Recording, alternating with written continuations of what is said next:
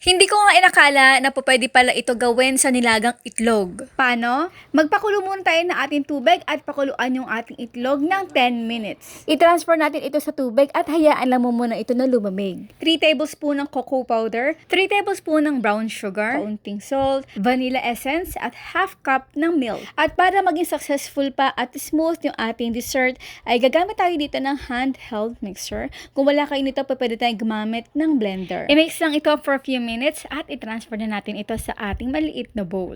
Ito guys, I promise nyo kapag ito yung tinikman nyo, hindi ito lasang mayonnaise na nalagyan ng cocoa powder. Kundi talaga namang napakasarap na para siyang smooth na chocolate mousse na wala talaga na kayo malalasahan ng itlog. Since na ito ay panghimagas, syempre mas masarap ito kung ito ay malamig. At toppings, ito ay optional. Nalagay ako dito ng cocoa powder.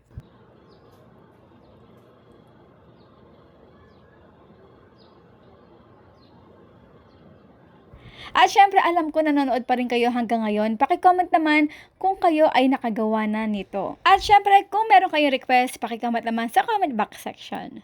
Bye! Kain po tayo! Oh.